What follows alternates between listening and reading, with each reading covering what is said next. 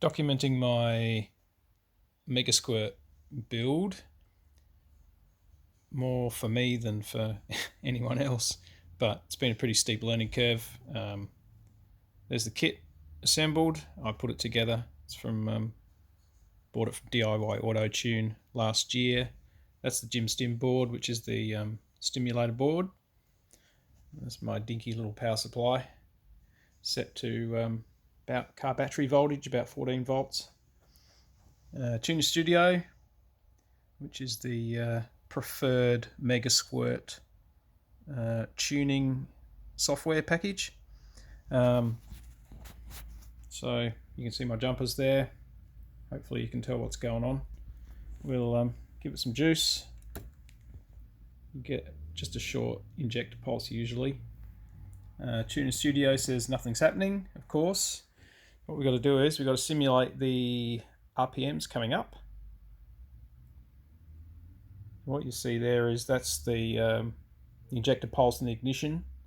So, and that little flashing light there is actually simulating the distributor pulse or the tach pulse. So if we crank it up a bit,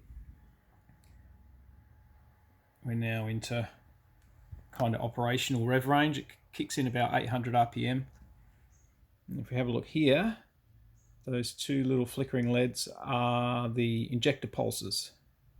So we've got injector pulses, and we've got ignition, and the other one's a fuel pump light. So we can crank up the RPM.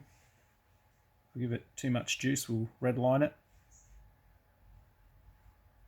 Just set that to about there just for fun, just to see what happens. Obviously these other ones, these other pots will give you different adjustments, so I'm messing around with the O2. That one.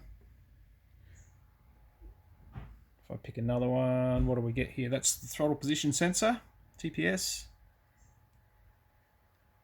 So that's wide open.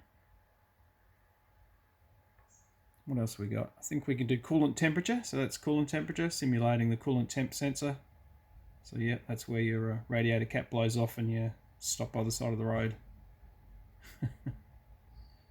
So yeah, basically all working. It's taken a while, but we got there. So yeah, maybe we'll do another video after we've figured out the next challenge. Enjoy.